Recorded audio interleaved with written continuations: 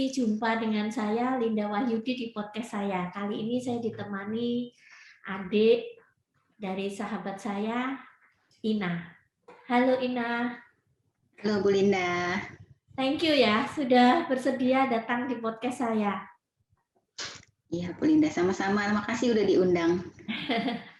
Ya teman-teman semua, Ina adalah adik dari sahabat saya dan dia adalah pribadi yang luar biasa yang selalu menjadi teladan bagi saya ketika saya merasakan hidup ini sangat sulit.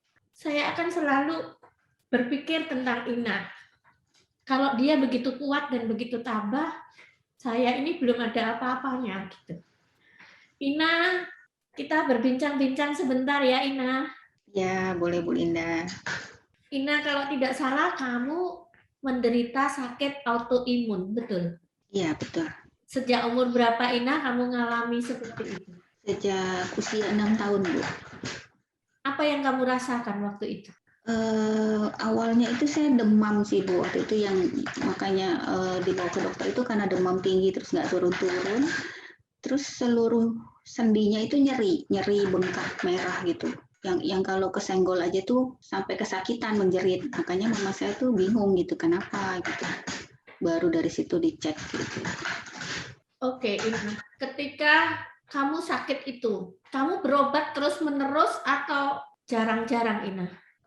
Jarang-jarang ya Bu, karena waktu itu juga dengan kondisi ekonomi yang nggak memungkinkan. Jadi agak sulit gitu untuk bisa rutin ke dokter. Cuma saya awal-awal sakit aja sempat sekitar 1 atau 2 bulan di opnam di RSCM untuk karena waktu itu dokter-dokter nggak tahu saya sakitnya apa, cuma demam tinggi dan nyeri gitu, yang sampai lama-lama nggak bisa jalan. Jadi dokter tuh terus melakukan pemeriksaan selama di opnam itu untuk tahu sakit apa. Oke. Waktu kamu mengalami sakit, kamu sekolah juga, Ina? Iya, sekolah meskipun telat Bu, umur 10 tahun saya baru masuk SD. Kenapa kamu punya motivasi untuk sekolah? Maksud saya gini, kita udah merasakan badan kita nih kesakitan gitu loh. Jangankan mikir sekolah gitu, kalau saya nih. Jangankan mikir sekolah, mikirin tubuh aja kayaknya nggak enak banget gitu, kesakitan semua. Kenapa kamu masih terinspirasi untuk bisa sekolah itu, Ina? Kalau waktu itu saya cuma lihatnya, saya punya koko, cici itu kan banyak. Koko saya 3, cici saya 3, dan mereka semua setiap hari sekolah kan. Jadi saya bilang mama saya juga mau sekolah gitu. Kenapa saya tuh cuma di rumah aja gitu. Waktu itu saya cuma berpikir gitu sih Bu. Oke, dan kamu sekolah?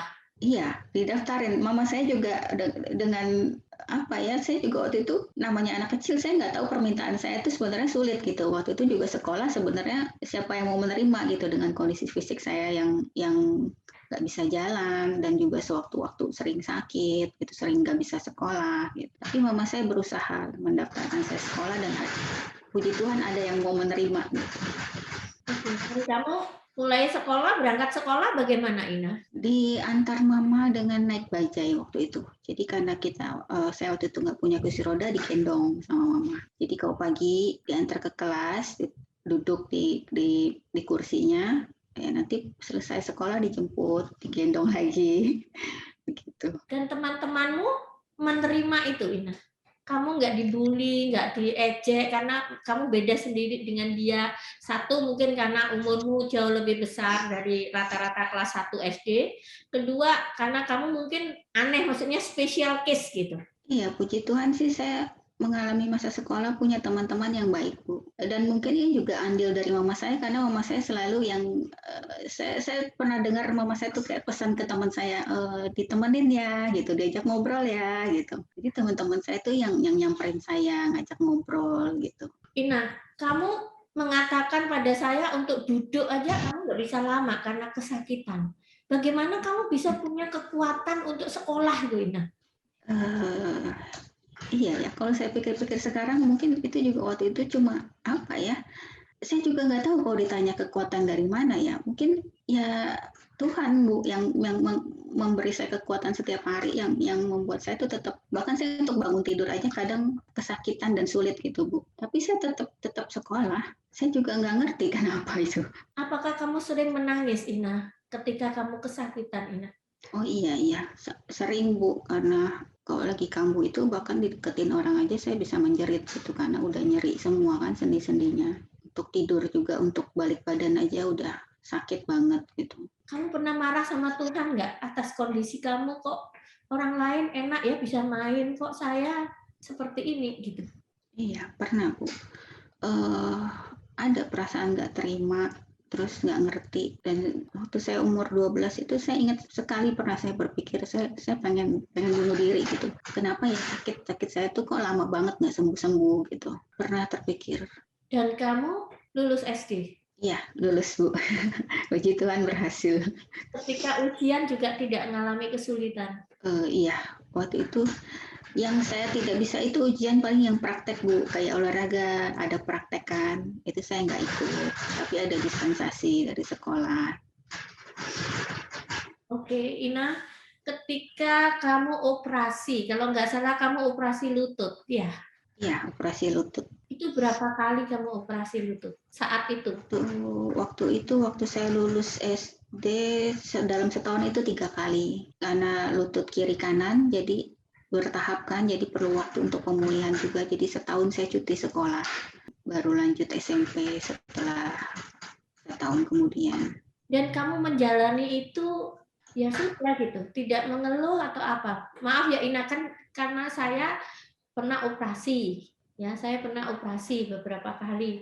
Itu tiap kali mau operasi itu kayaknya udah takut, stres gitu, takut sekali gitu.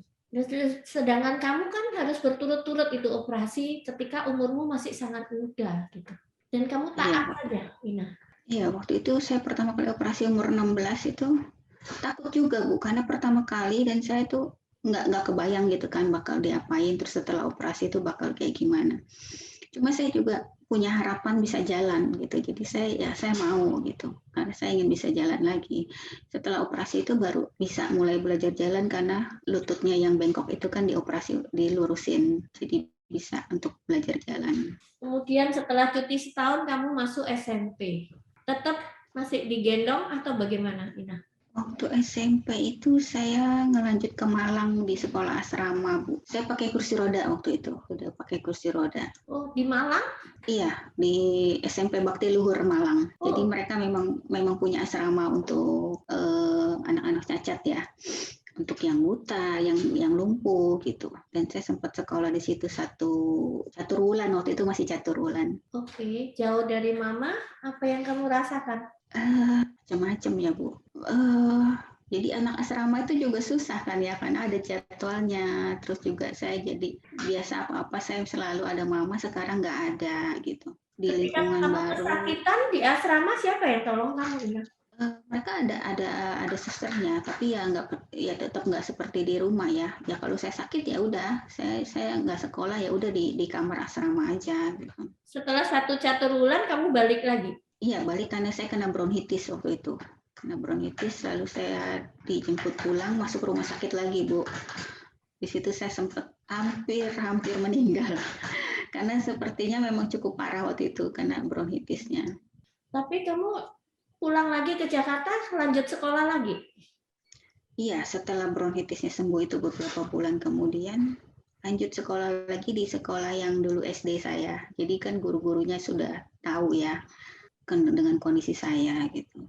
Itu yang saya bilang kamu hebat sekali. Dalam kondisimu seperti itu kamu masih sekolah gitu, masih mau memikirkan tentang sekolah. Itu kan nggak salah, kamu sekitar umur 18-an dong masuk SMP ya, dengan cuti 2 tahun. Iya, sekitar umur itu, Bu. Oke, dan kamu sudah nggak digendong lagi untuk sekolah? Waktu SMP saya pakai sepatu besi, Bu, yang brace itu, yang dari telapak kaki sampai paha. Jadi ada besi penopangnya, terus saya pakai tongkat. Jadi bisa jalan dengan alat itu. Oke. Tapi tetap diantar jemput. SMP mulus ya, Ina? Oh ya, enggak juga, Bu. Gedung sekolah saya itu lantai 2 ya. Kelas saya di lantai 2, karena di lantai 1-nya untuk SD, SMP-nya lantai 2. Jadi setiap hari saya harus naik turun tangga. Itu lebih capek daripada waktu saya SD. Saya merasakan banget harus setiap hari itu perjuangan banget, Bu, naik turun tangganya itu. Ya sama, masih dengan seperti SD, setiap seminggu pasti ada saya yang nggak sekolah karena kondisinya drop, itu kecapean. Dan kamu masih sering nangis waktu itu, Ina? Si Bu masih sering sekali. SMP berapa tahun kamu tempuh? Sampai 3 tahun, 3 tahun selesai. Oke, terus masuk SMA? SMA ya, SMA saya pindah ke Jogja karena waktu saya lulus SMP itu 98 kerusuhan Mei 98. Jadi waktu itu Evi ada di Jogja lagi kerja. Kata Evi kenapa nggak pindah di Jogja aja lebih aman. Akhirnya terus mama saya setuju, saya kos bareng Evi waktu itu pindah ke Jogja. Oke, kamu masuk SMA masih diantar? Ya, diantar Evi waktu itu naik beca. Kalau di Jogja itu kan ada beca ya. Saya diantar naik beca. Kalau pulangnya saya dilangganin apa ya waktu itu saya ingat saya. Oh ada taksi Bu. Jadi zaman dulu kan belum ada online ya. Jadi ada Evi itu kan kerja di Novotel. Di depannya itu kan suka ada taksi mangkal. Jadi terus dilangganin aja gitu. Kalau pulang sekolah dijemput. Oke, Ina, sekali lagi saya tanya, bagaimana, dari mana itu loh, sumber kekuatanmu masih mau lanjut SMA begitu loh. Dalam kondisi seperti itu, terus kamu harus kos. Kalau kamu kesakitan, kamu cuma tinggal sama Evi. Bagaimana, Ina, kamu kok masih punya pikiran untuk sekolah gitu, Evi? Apa, Ina? Mungkin saya justru berpikir bahwa sekolah itulah yang menyelamatkan saya dalam tanda kutip ya Bu, yang membuat saya tuh masih punya sesuatu yang apa ya, kalau saya cuma di rumah aja, mungkin waktu itu saya udah putus asa gitu dengan hidup saya dan nggak punya kegiatan apa-apa, nggak punya kehidupan gitu. Tapi dengan saya sekolah, saya punya teman, saya punya kegiatan, saya merasa itu yang mengalihkan saya dari sakit saya gitu. Oke, kamu selama SMP, SMA tidak operasi lagi? Ina? Itu udah enggak, setelah sempat mau dioperasi lagi tapi dokter bilang waktu itu kalaupun dioperasi perbedaannya cuma sedikit gitu, tidak sebanding dengan operasinya. Oke, kemudian selesai SMA kamu kuliah? Ya, saya lanjut kuliah di Atmajaya Jogja. Kamu ambil jurusan apa? Jurusan hukum. Hukum. Ya. Dan selesai? Saya Bu, puji Tuhan. Luar biasa kamu. Waktu ketika sudah selesai kuliah, ada masih marah nggak sama Tuhan? Kuliah mungkin saya sudah mulai menerima ya setelah beberapa belas tahun mungkin ya. Ya saya menerima aja kondisi saya dan saya menjalani sebaik-baiknya. Nggak terlalu lagi, nggak terlalu semarah dulu ketika saya SD karena saya merasa nggak berdaya ya. Setelah saya kuliah kan saya mulai bisa berjalan sendiri pakai tongkat gitu. Jadi saya merasa nggak separah dulu aja, saya udah seneng gitu. Oke. Setelah selesai kuliah, kamu bekerja? Itu saya balik ke Jakarta. Oh ya, terus saya ini buka bimbel di rumah. Bimbel untuk anak-anak SD untuk semua pelajaran. Jadi mereka yang datang ke rumah.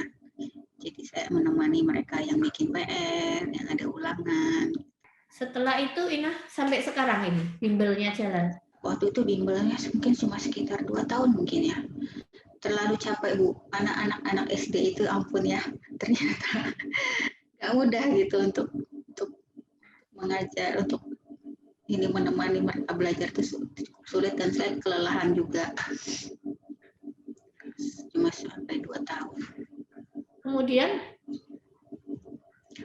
kegiatan sempat melamar kerja ke beberapa perusahaan tapi cuma sampai tahap interview karena mereka ragu gitu dengan kondisi fisik saya, mereka bisa nggak ya saya kerja gitu. Dan waktu itu juga di Jakarta sebenarnya saya juga bingung kalau saya kerja naik kendaraan umum tuh saya juga nggak sanggup gitu dengan lalu lintasnya yang padat, yang harus kalau naik bis itu harus ngejar-ngejar bis, saya nggak mungkin gitu. Jadi kegiatanmu apa setelah itu? Saya macam-macam Bu, saya sempat kursus roti, terus saya jualan roti unyil gitu. Bermacam-macam deh bisnis yang udah saya ini. Bersama Evi juga itu, Evi juga tahu ya. Jadi ada beberapa yang saya bareng Evi gitu. Dan sekarang apa kegiatanmu? Sekarang saya admin online tapi di dating site Jodoh Kristen. Jadi kan nggak perlu keluar-keluar. memang nggak ada kantornya, jadi kerjanya online. Oke, luar biasa kamu. Terus saya dengar kamu juga penulis buku ya, Ina? Ya, betul Bu. Saya nulis antologi tentang autoimun. Kebetulan saya baru pindah kos, jadi bukunya saya nggak bawa, ketinggalan. Tapi mungkin saya bisa share screen ya, kalau misalnya ada yang mau. Buku ini tuh ditulis oleh 14 penulis gitu Bu. Saya salah satunya, jadi kita sharing tentang bermacam-macam autoimun, sharing pengalaman hidup. Tujuannya supaya kita tuh mau memberi semangat gitu terutama untuk yang penderita autoimun, tapi untuk semua orang pada umumnya sih. Karena kan semua orang pasti punya masalah ya. Kebetulan aja masalah kami adalah penyakit autoimun gitu. Jadi kami berbagi supaya ya orang yang membaca mungkin bisa mendapat hikmahnya, mendapatkan semangat atau inspirasi itu dengan pengalaman kami. Sampai sekarang ini kamu sudah pernah operasi lagi atau belum, Ina? Ya, tahun 2014 saya operasi lagi dua kali, tapi itu langsung dalam satu kali operasi untuk 2 sendi langsung. Tetap lutut? Di lutut dan pinggul. Oh, pinggul juga? Iya, karena autoimun ini kan belum ada obatnya Bu, jadi saya minum obat setiap bulan, tetap minum obat, tapi hanya memperlambat prosesnya.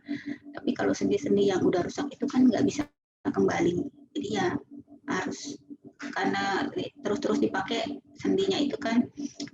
Jadi autoimun saya itu menyerang lapisan antar sendi Bu. Lapisan antar sendi itu kan untuk supaya jalan desek-desek nggak sakit. Nah ini karena lapisan sendinya rusak, ketika jalan itu kan nyeri sekali, bergesekan sendi dengan sendinya. Jadi saya dioperasi, sendinya itu diganti, dipotong yang rusak, diganti dengan sendi baru gitu. Oke, Ina. Jadi sampai sekarang sudah kamu merasa lebih semangat, lebih nggak memasalahkan apa yang kamu derita ini ya, Ina? Iya.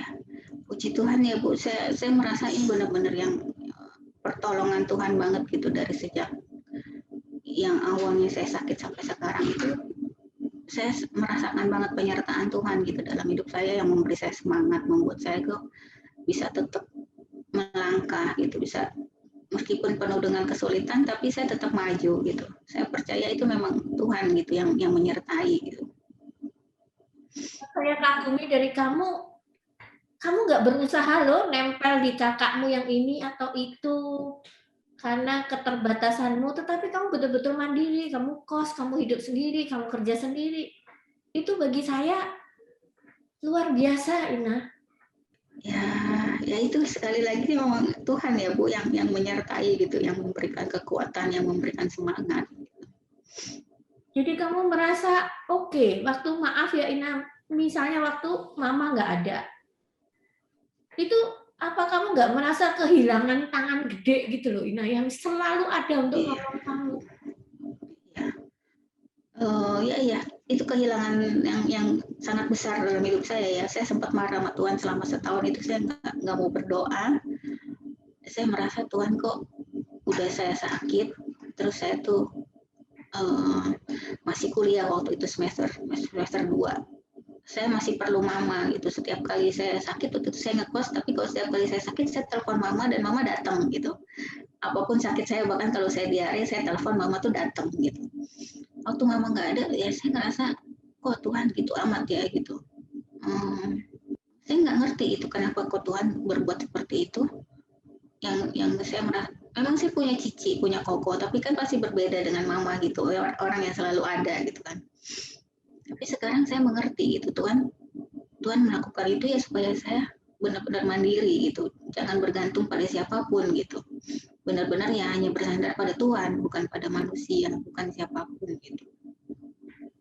Dan yang saya kagumi dari kamu, kalau nggak salah kamu juga mau kuliah lagi ya, ngambil beasiswa ya, Ina ya?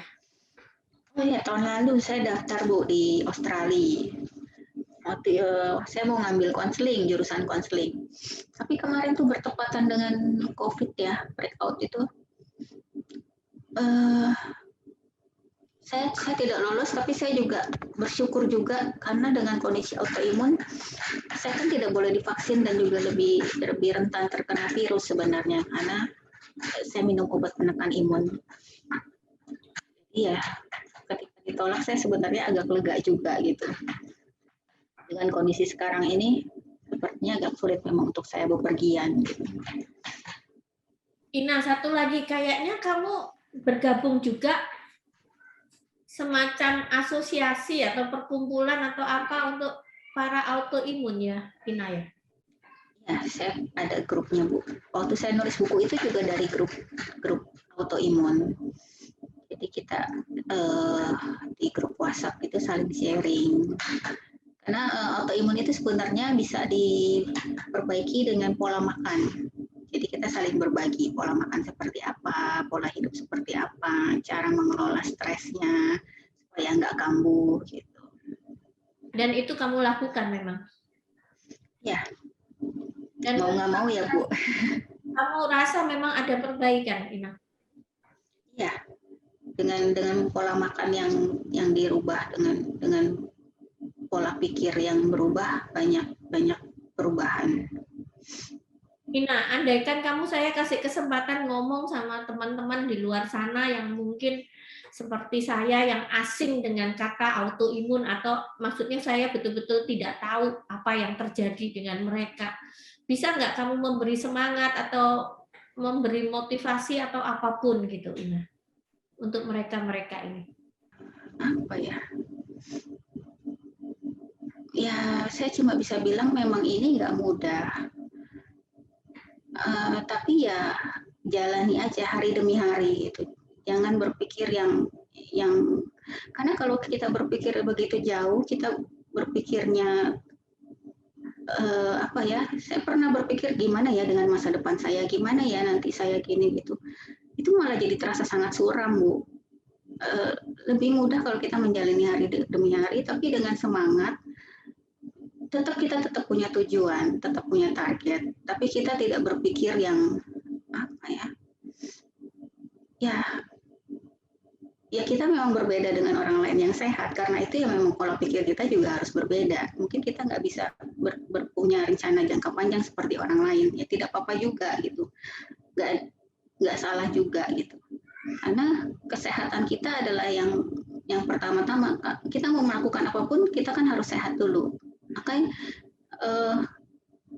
autoimun ini kan mudah sekali kambuh kalau kita stres. Ya kita jangan stres.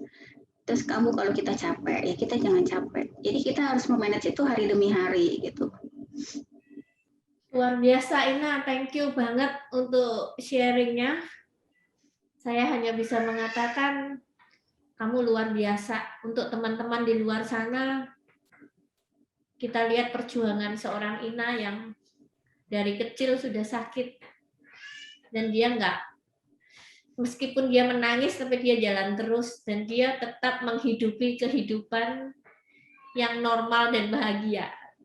Betul, Ina ya? Ya, betul, Bu. Bahkan saya dengar katanya Ina punya banyak teman. Ya, puji Tuhan, teman saya baik-baik semua. Anugerah juga, Bu. Oke, saya juga berdoa untuk Ina semuanya jalan baik, semakin hari semakin sehat. Ya. Ina, thank you so much untuk sharingnya. Semoga ya, lain kali masih mau berbagi ya, Ina, tentang atau tentang apapun ya, Ina ya. Oke, thank you. See you, salam sehat semuanya. Ya, thank you Bu Linda. Ya, thank you.